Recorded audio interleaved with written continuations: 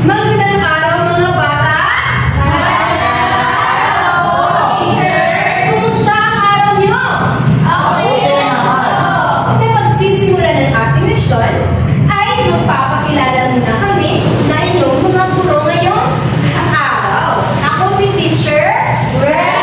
Kasama ko si Teacher at si Teacher Very good! Sa pagsisimula ng ating leksyon ngayong araw, ay sisimula ni Teacher makinig at kayo ay magtuto ngayong araw. Magandang araw mga bata! Magandang araw po! Bago tayo magsimula, ay sino muna ang gusto mag-voluntaryo manguna sa ating panalangin ngayong araw? Ako, teacher! Okay, Susa? Lahat magsitayo. Pangalan ng Ama, ng Anak, ng Espiritu Santo. Amen. Our Father, who art in heaven. Amen. Maraming salamat. Bago kayo magsiupo, ay magpasin-pasin ko na kayo sa inyong paligid kung may nakakalat ng mga basura at itapon sa tamang basurahan. Kapag wala na kayo makita, ay maaari na kayo magsiupo. Magandang araw ulit mga bata!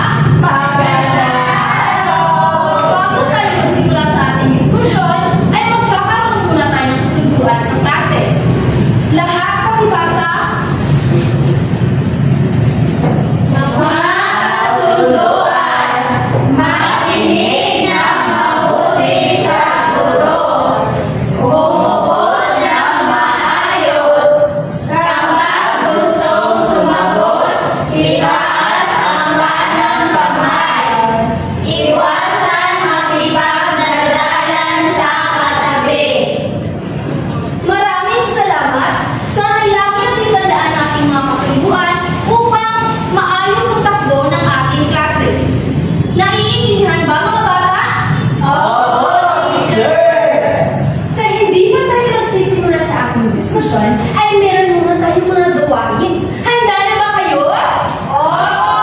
Ang ating gawain ngayong araw ay 4 face 1 word. Nakalaro na ba kayo sa salon ninyo ng 4 face 1 word? Hindi pa po. Hindi ba? Ngayon, masisiyahan kayo sa aking gagawing gawain. Wow! Oh. May 4 na larawan na nakikita niyo sa pisara. Ano kaya ang magiging salita na magre-representa sa mga larawan na ito? Papangkatin ko kayo ng dalawa. Magbilang ni Julayka. Una, dalawa. Una, Dalawa. una, dalawa. Una, dalawa. Unang Maupo dito ang unang grupo at dito ang ikalawang grupo.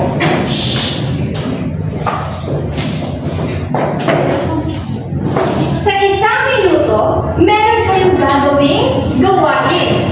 Kagaya na sabi ko kanina, ang gawain na inyong gagawin ay 4 pics, 1 word. Huhulaan nyo kung ano ang mga larawan, ang 4 na larawan na ito. Gamit ang isang salita. Narito? Maaari na kayo magsimula sa inyong gawain.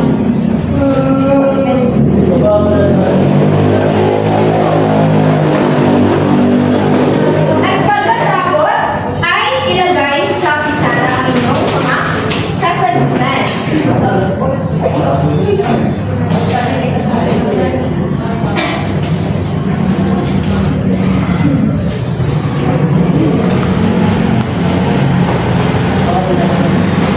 Tapos na ba kayo? Hindi pa po, teacher.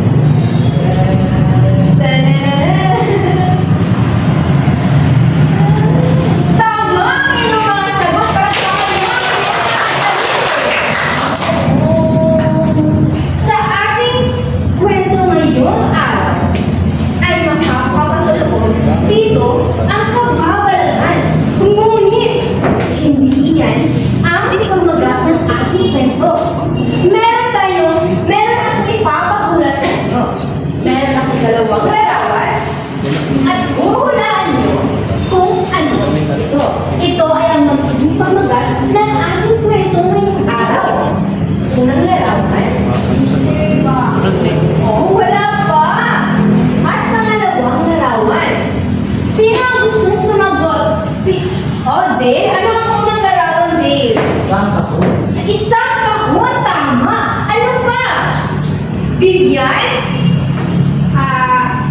Katanungan ko. Katanungan, kahon at katanungan. Kung meron kahon at katanungan, ano kaya ito? Kahon ng katanungan. Kahon at katanungan? Ano pa? Meron pa kayo Bika? Mahiwagang kahon. Mahiwagang kahon! O, nandyan na yung sagot. Ano pa? Tama na kanyang sagot, pero dalawa kanyang sagot. Dapat isa na.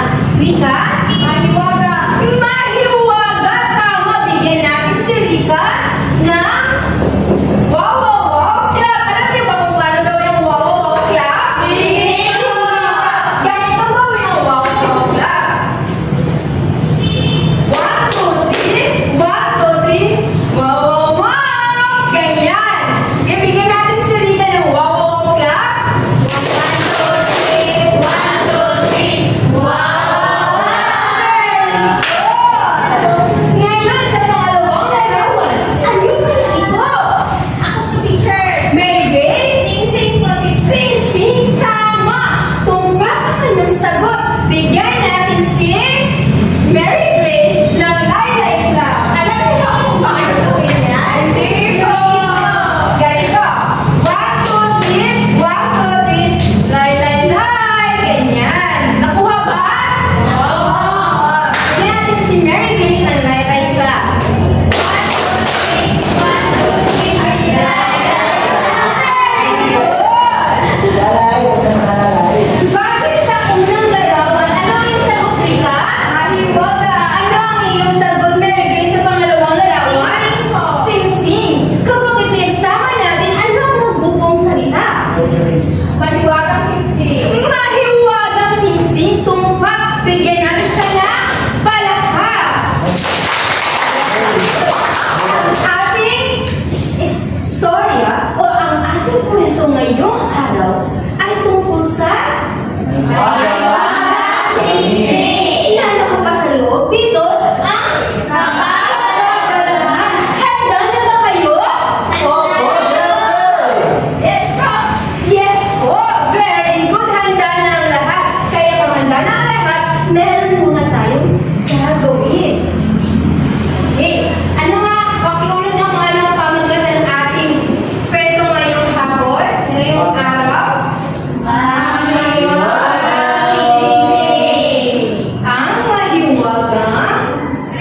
Sing-sing! Teacher Ashley. Magandang araw ulit sa inyo mga bata. Teacher. Okay, okay lang ba kayo? Magaling. Ngayon, sisimulan natin ang ating discussion ay ating alamin muna ang ating layunin ngayong araw.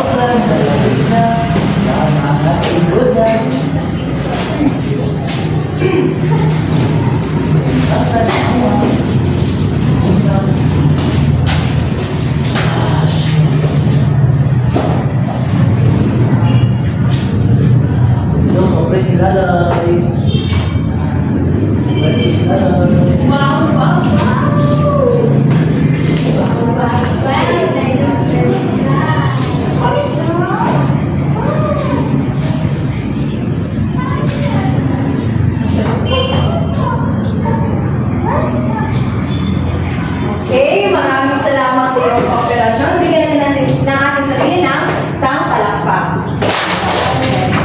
Ngayon, susuriin natin kung tama nga ba ang inyong mga kasagutan dito sa karaniwan o ginagamit upang ilabas ka kulay.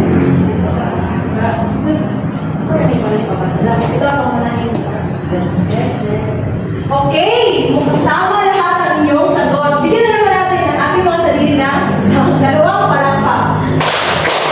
Okay, ngayon na alam niyo, bago yan pala, paano basahin niyo lahat ito? Nasama kayo ng kahulugan? Ikaos, karaniwan itong ginagamit upang ilarawan ang isang tao o pamilya na kulang sa mga pangunahing pangangailangan tulad ng Teka lang. pagkain, pera o tirahan. Okay, susunod naman. Populasyon, ito ang pangunahing lugar kung saan karaniwang matatagpuan ang munisipyo, palengke, simbahan, paaralan at iba pang mahalagang gusali o institusyon. Baybayaga, pangangahulugang pampang o dalampasigan, bahagi ng lupa na malapit o bahagi ng dagat. Ito ang lugar kung saan nagtatagpo ang lahat ng kapalpakan. Apat. Puso, karaniwan itong ginagamit kapag may paglalakad o pagsusok pababa sa isang bagay na kadalasang mababaw o basa. Lakad, karaniwan itong ginagamit kapag ang isang tao o bangka ay naglayag na papalayo sa dalampasigan. Okay, maraming salamat sa inyong operasyon. Ngayon, dahil alam niyo na ang hulugan ng mga salitang ito na maaaring maging sagabal sa inyong pagkatuto I hope na maunawaan niyo na ang ating kwentong tatalakayin ngayon. Without further ado, let's proceed. Batid ko ang iyong pagkasabi na malaman kung ano ang ating kwento ngayong araw. Ngunit, sa hindi pa tayo magsisimula, ay meron tayong mga kasunduan at meron akong katanungan. Kung meron kayong maluwagang sisig, saan nyo ito gagamitin? Sa kanya. Ano sa kanya din? Yan ang katanungan at malalaman natin mamaya kung ano ang nangyayari sa ating kwentong Mahiwagang Singsing. Gaya ng sabi ko, meron tayong kasunduan. Ang magiging kasunduan natin ay kapag makarinig kayo ng nanay o inay, ay kayo ang lahat ay tumayo at gawin ang aksyon ito. Mahiwaga! Okay. Pag makarinig kayo ng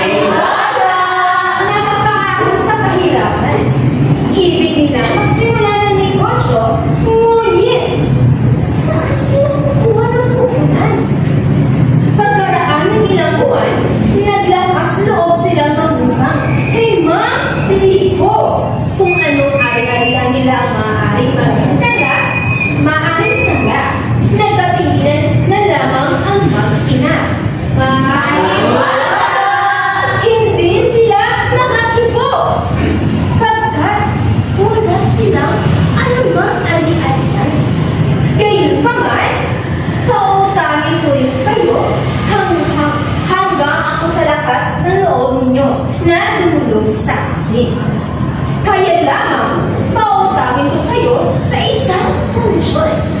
Sabi ni Mang Rito. Opo, payag kami. Ano po ang kondisyon? Tanong ng nanay?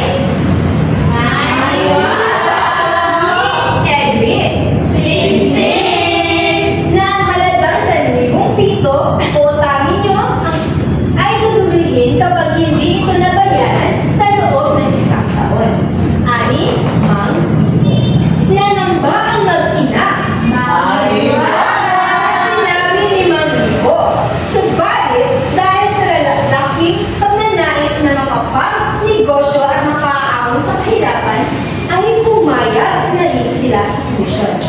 Nang sumunod na araw, hiningi ni Edwin Sing-sing sa ina maniwala ang 100 piso upang ihanap ng anumang pagkakakitaan.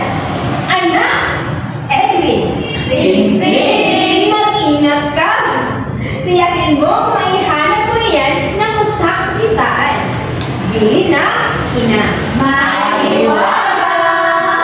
Ang pinasisiyahan sa inyong kooperasyon. Sa daan, patungo sa poblasyon, nakita ni Edwin Sing-sing na hinahabol ng ilang tao ang isang asong payat. Nagnakaw na ito ng karne sa palengke. Naawa sa aso si Edwin Sing-sing. Kaya pinigil niya ang mga tao.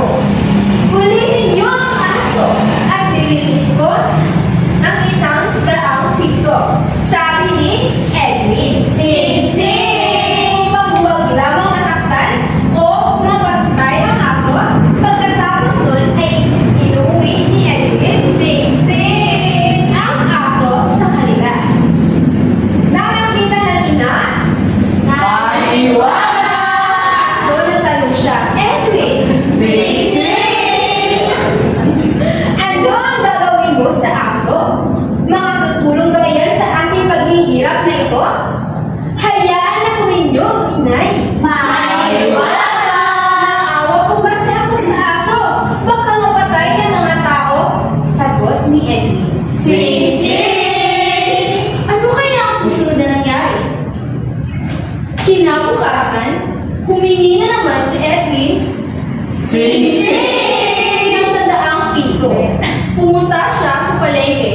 Nakita niya roon ang galit na tindera at halos patayin ang pusang inakalang kumain ng baang ulam ng tindera. Naaawa si Edwin Sing-sing! sa pusa. Huwag na po ninyong patayin ang pusa. Heto na po ninyong patayin ang pusa. Heto po ang 100 piso. Bumili na kayo ng inyong ulam. Sobrang iyak ng ina. Maniwala! Ni Edwin Sing-sing! Wala ng tungkol sa inuwi ni Edwin Sing-sing! ang pusa. Unti-unting nauubos ang perang hiniram nila na walang nangyayari makapag-ahon sa kanilang kahirapan. Humingi na naman ng 100 piso sa Edwin. Sing-sing! Mahal ng ina sa Edwin. Sing-sing! At hindi niya ito tinanggihan. Ngunit pinaalalahanan niya ito. Anak, nauubos ang inutang nating pera. Ay wala pa rin tayong nasisimulang hanap buhay. Wala tayong ibabayad 5,000. Paalala ng ina. Maniwala! Huwag po kayong mag-alala, inay. Maniwala! Sisikapin ko kung kumita ng pera. Makababayad din po tayo ng utang. May awa po ang Diyos. Sabi ni Edwin. Sing-sing! Sa daan, patungo sa palengke, naraanan niya ang ilang lalaki sa may baybay dagat. Binabato ng amang lalaki ang isang ubod ng laking isda. Naawa si Edwin. Sing-sing! Isda. Kaya, nakiusap si Edwin. Sing-sing! Sa mga tao na huwag masaktan ang isang isda at babayaran niya ito ng 100 piso.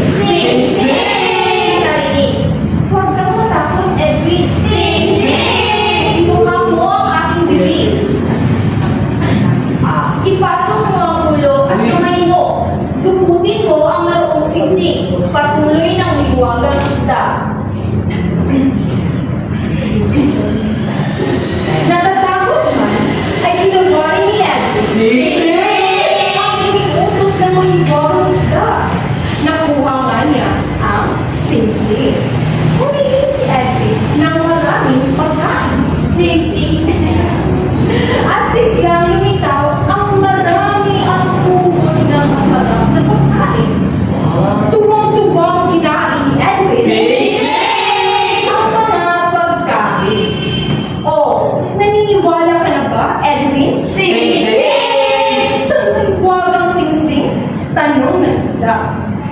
M-O-S-E-O po, kaibigang isda.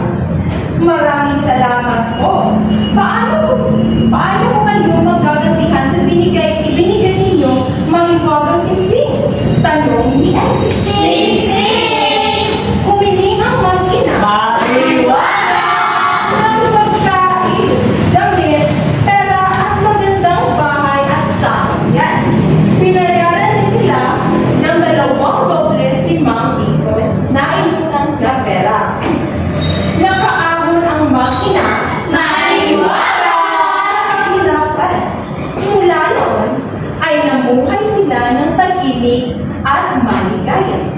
Sa wakas, ay lalong maraming tao, hayop at maging mga puno at halaman ang nabigyan ng tulong ng maawain at matulungin mag-ina. Lalong-lalo na si Singsing! Okay, nagsimulan ba ang kwento mga bata? Nahulugan ba ang kwento? Kung sa ganon, titignan natin kung talaga bang natuwaan ninyo ang kwentong binasa natin ngayong umaga. Meron ako dito isang mahiwagang kahon. At sa loob ng kahon ay Singsing! nakalagay ang inyong mga pangalan. Kung sino ang mabubunod dito sa mahiwagang kahon, ang siya sasagot sa aking mga katanungan. Handa na ba kayo? Oo, siyempre! Okay, isunod.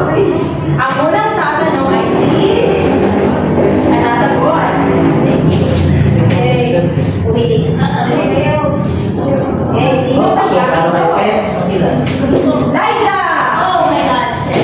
Ang iyong katanungan, sino-sino ang mga katauhan sa kwento? Ang mga tauhan po sa kwento teacher ay si Inani Edwin, si Mang Rico, at ang isda. Okay.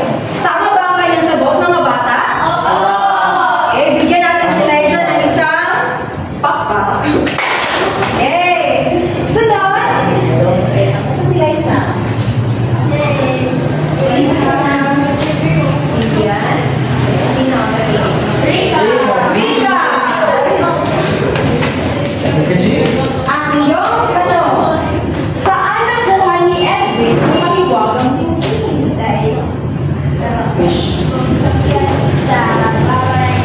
Tama ba ang kanyang sagot, mga bata? Tama. Bigyan natin si Rika ng 2 pakpak.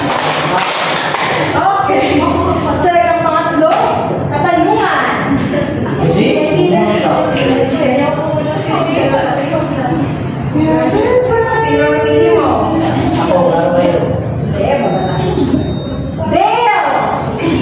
Ang iyong katanungan. Ano ang mga hayop na tinulungan ni Edwin?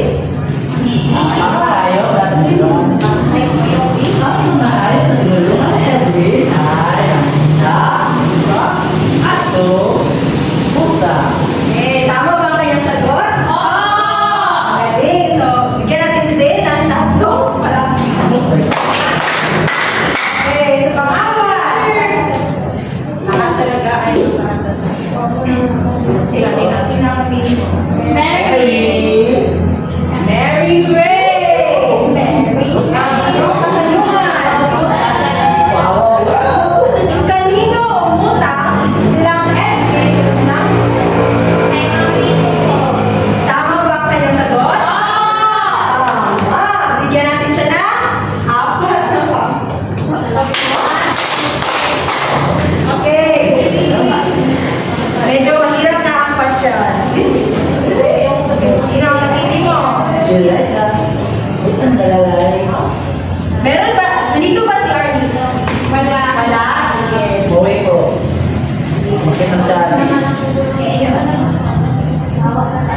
Lian Rose. Okay. Ang iyong katanungan. Kung ikaw si Edwin, ano ang iyong gagawin matapos matuklasan ng mahiwagang singsing?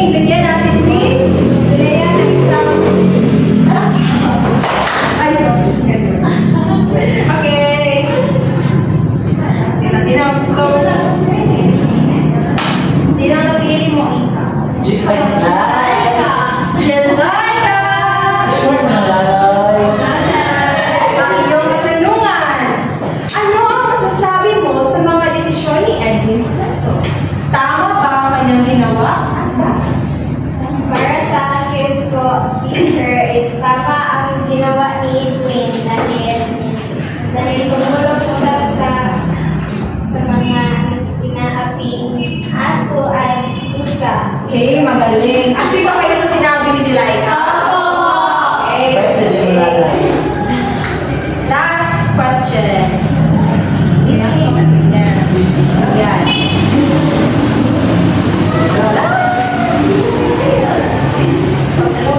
Sosa. Okay.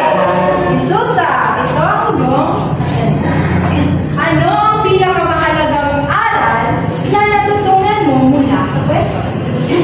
Maging mabuti po sa kapwa teacher para may naghimpala.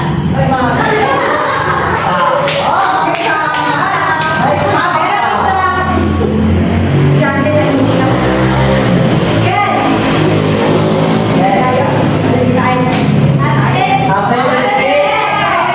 Di ka di ba mga teacher? Ay, gito niya. Nakaingit siya niya, teacher. Ay, bigita. Dahil alam nila ang ating kwento at kung ano ang nangyari sa ating kwento, ano nga ang pamagat ng ating kwento? Meron tayong gagawing aktibidad. Meron tayong gagawing aktibidad. Mamila ng 1 hanggang 2. 1, 2, 1, 2, 1, 2. Okay. Ang gagawin ng aktibidad ay bawat grupo ay mag-iisip at mag-ensayo ng 1 minutong dula para sa maikling dula-dulaan na nagpapakita ng sitwasyon kung paano nyo gagamitin ang maghiwagang singsing sa paggawa ng mabuti. Ipakita ito sa harap ng klase at ipaliwanag ng isang kinatawan ng pangkat kung anong kabutiang asal ang inyong ipinakita. Naintindihan ba? Oo! Mamaya, pagkatapos natin basahin ang ating pamantayan ay dito mag-ensayo ang pagkak-1 at dito ang pagkat-2.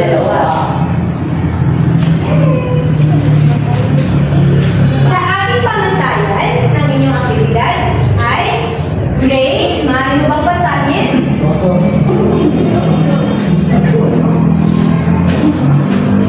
Pagkilala sa emosyon. Ang mensahe ng napakahusay. Ang mensahe ng kabutihang ipinakita ay malinaw at may malalim na kahulugan. 3. Mahusay. Ang mensahe ng kabutihang ipinakita ay malinaw ngunit kulang sa detalye. 2. Patamtaman. Ang mensahe ng kabutihang ipinakita ay mahirap intindihin o kulang sa kalinawan. Ay ka lang po, Grace. Pangalawa is paliwanag sa emosyon. 5. Kapag ang kilos ay napakamalikhain at nagpapakita ng matinding emosyon, mahusay ang pagkilos ng mga tauhan.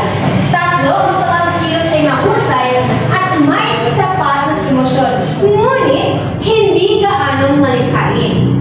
2. Kung ang kilos ay hindi gaanong kapansin-pansin at walang sapat na emosyon, o di aktibo. Kooperasyon at presentasyon.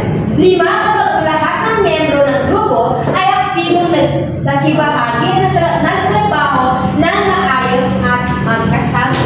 3. Kapag halos lahat ng miyembro ay aktibong nakibahagi at may kaunting hindi pagkakasunduan. 2. Kapag mayroong isang miyembro na hindi nakibahagi ng maayos at hindi nagtutulungan na gusto ang grupo. Pagkamalikhain. 5. Kapag ang pagpapaliwanag ng aral ay detalyado, may kaugnayan sa aktwal na pagganap at malinaw. 3. Tatlong puntos kapag ang pagpapaliwanag ng aral ay tama ngunit kulang na ilang detalye ang pagpapaliwanag. 2 puntos kapag ang pagpapaliwanag ng aral ay hindi tumutugma sa aktwal na pagganap o mahirap intindihin. Naiintindihan ba? Oo! Naiintindihan ba yung gawain? Oo! Maaari na kayo mag-ensayo pangkat-isa dito at pangkat-isa 2 ang mag-ensayo dito. Lang ng isang minuto. Ito.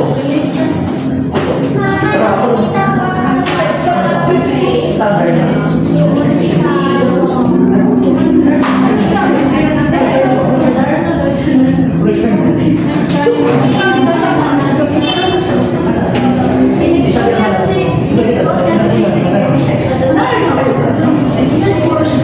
Okay. 30 seconds to go.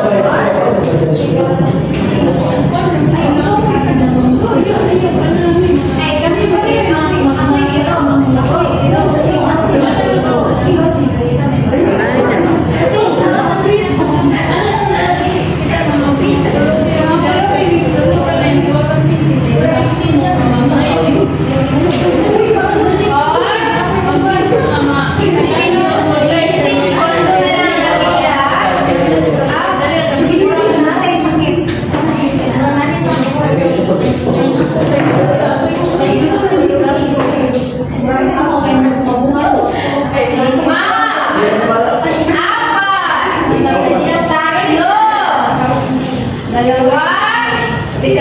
isa. Okay, mauuna ang lahat. Magsibalik na kayo sa inyong mga upuan. Ang una magtatanghal ay ang pangkat isa. Okay, pangkat isa.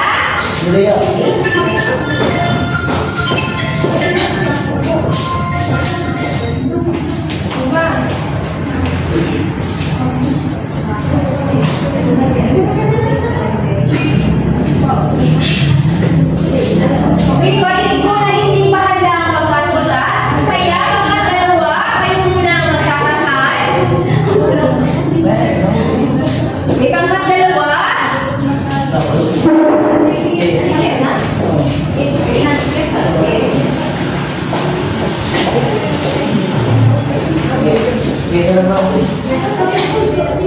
Lights, camera, okay. Lights! Camera! Action! Wow!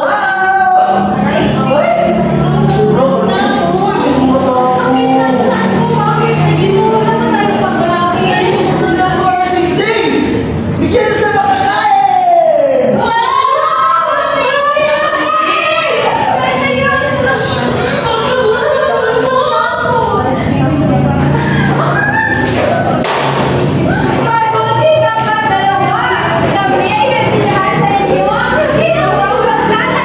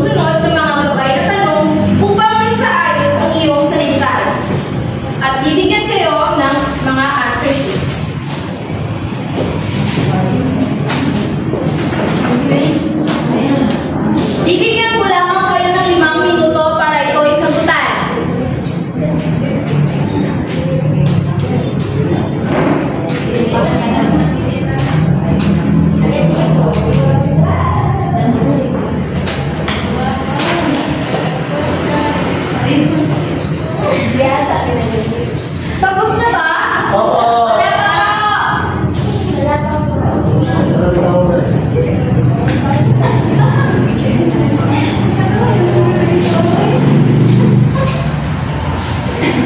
Tapos na po, teacher. Kapag tapos na, ay maaari na ipasa ito sa harapan. Teacher. Okay na po. Teacher, salamat. Goodbye, teacher.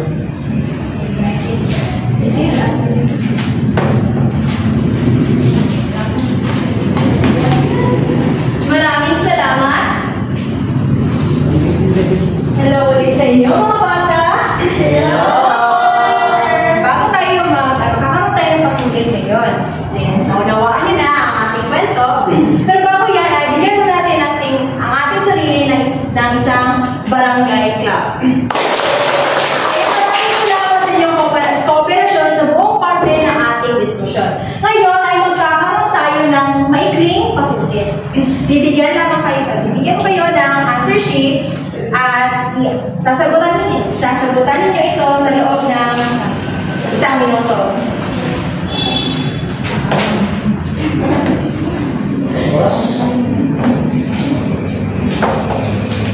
Maaari kayo magsimula.